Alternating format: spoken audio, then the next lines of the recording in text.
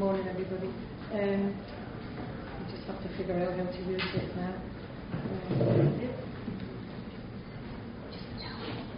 Sorry.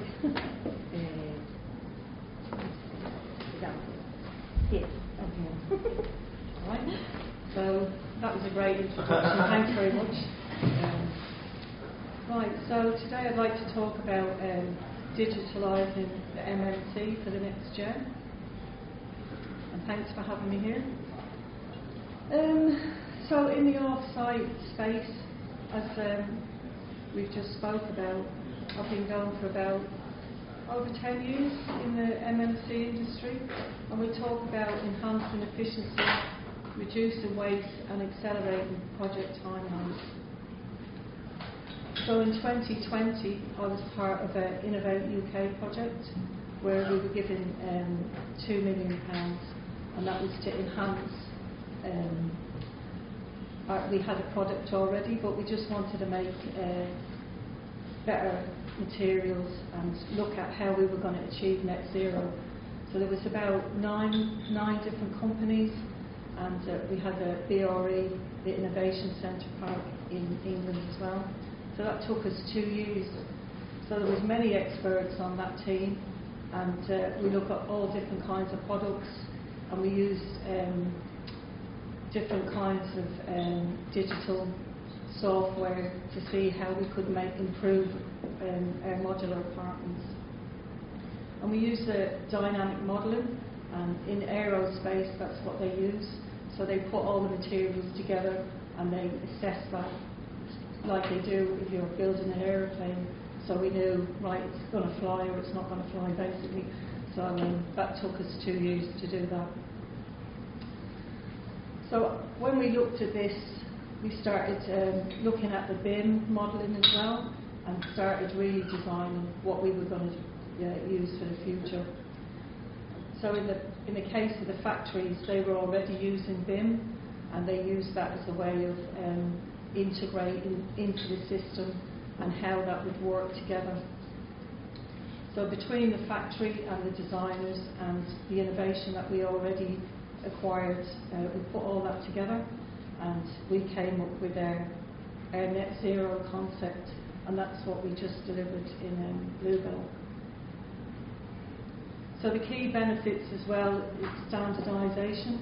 So you can see there that that's the actual layout of the project that we've done in Bluebell, and that's 48 square metres for one person, and that's for affordable housing for one of the AHBs.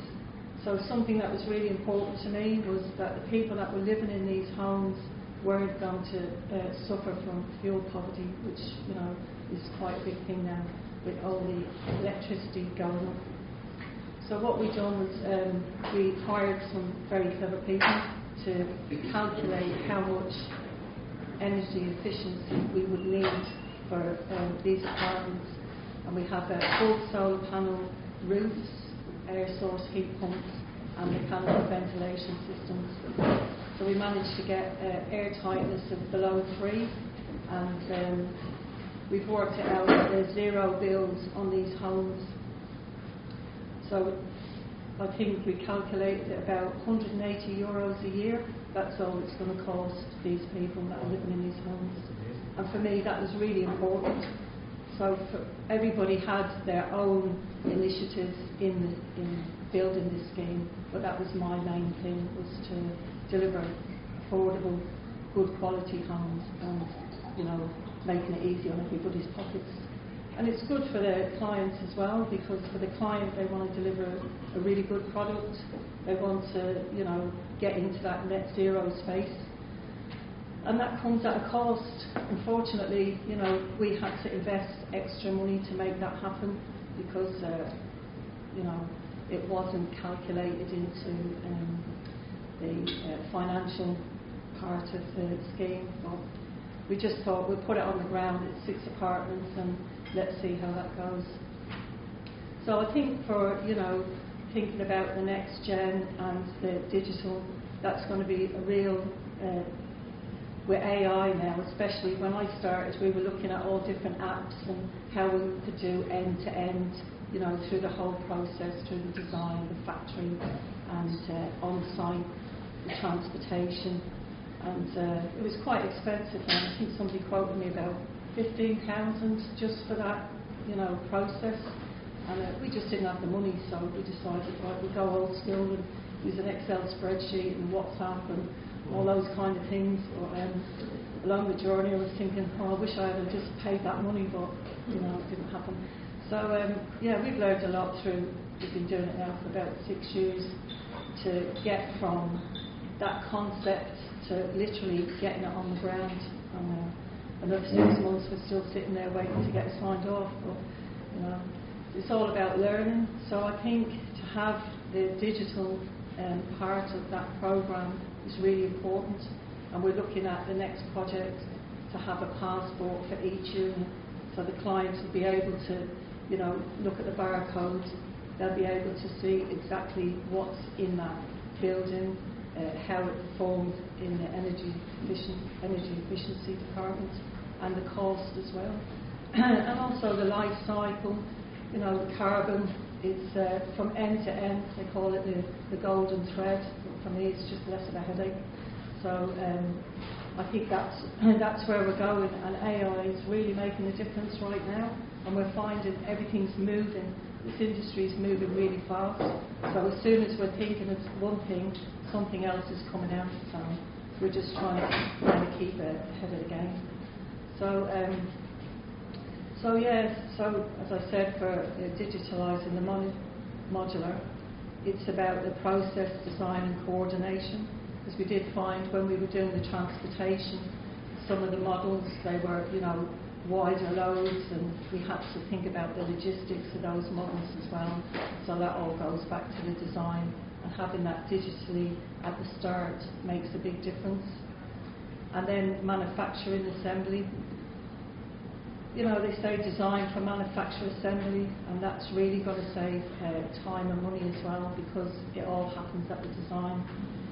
If you get things wrong in the design, it's going to be just keep getting repeated, so that's really important. And the software real-time tracking of the components and schedules. So if we had to swap out a material, everybody knows that material's been swapped out, what's been replaced, and being able to keep a track of that digitally so that everybody knows what's going on. And the AI is driving the quality checks and schedules optimization. So having somebody in the factory as well that's able to, look at what's going on and record it in real time, that's really important for the client and for the financiers as well. And streaming the workflows, and that's what we're here to talk about as well. So streaming them workflows, making sure everything's going according to plan, and if there's a hold up with some on the production line, everybody knows, and it changes the whole timeline of the process.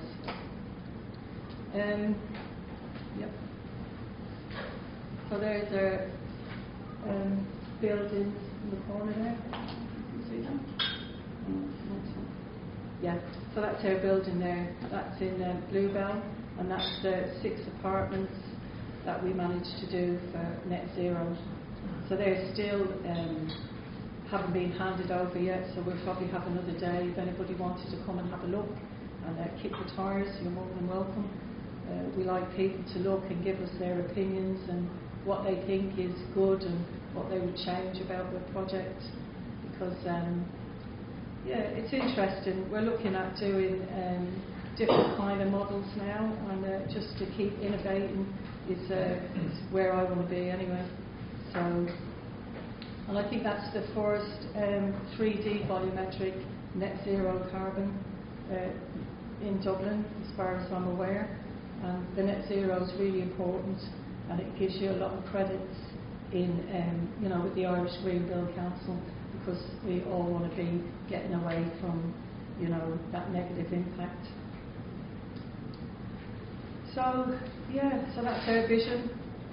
We're looking at all the digital tools, and we're thinking of developing our own app so that we can control those workflows and making sure that we're able to control, all the materials, making them greener buildings and smarter blueprints. And as I said, we're looking at barcoding all our products so everybody can clearly see what codes they've got and making sure that all their performances are up to date.